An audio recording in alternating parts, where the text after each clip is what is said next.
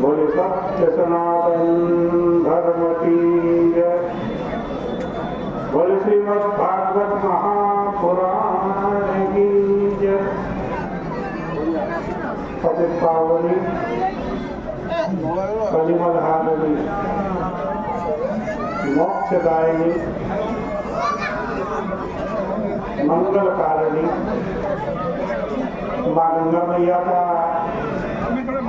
ये पवित्रतम तीर्थ हर की पेड़ी ब्रह्मकुंड है।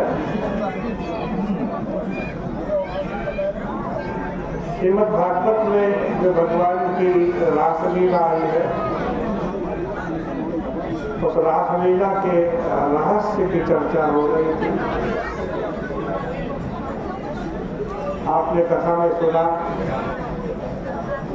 किस प्रकार मांडलिक वन में ब्रह्मा जी ने राधा और कृष्ण का विवाह किया।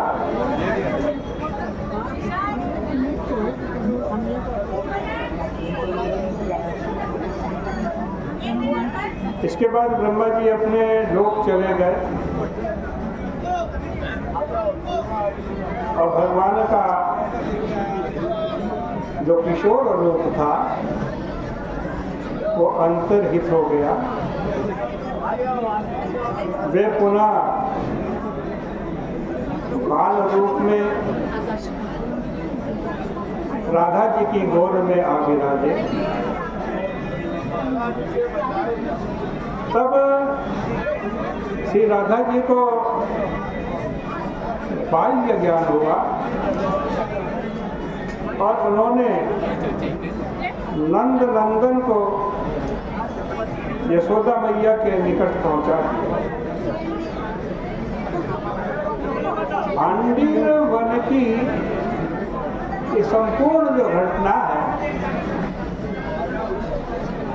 वो भी राधा जी ने उन्हें सुना।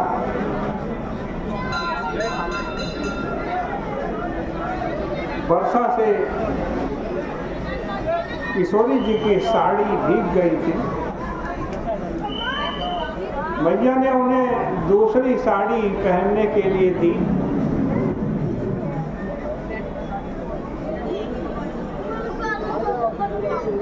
राधा जी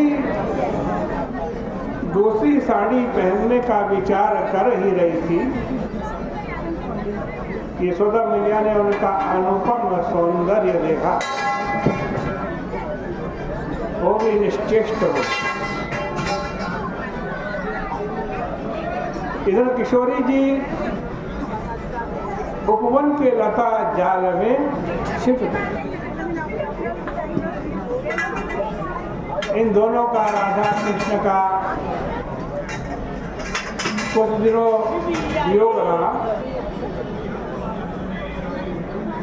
फिर उनका श्री कृष्ण से एक स्थान पर मिलन हुआ।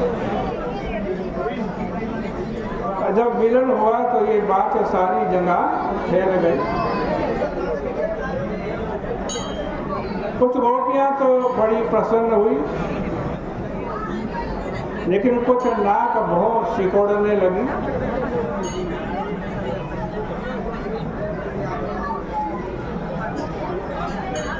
और कितनी ही जाकर के कहने लगी, अरे भानुनंदनी तूने यह क्या किया?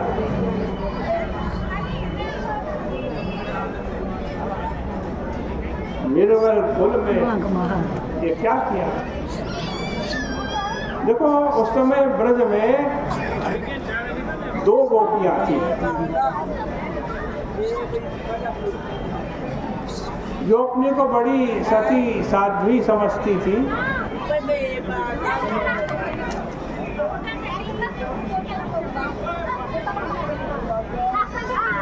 और जिनके हृदय में ये राधा कृष्ण का प्रेम बड़ा चुभता।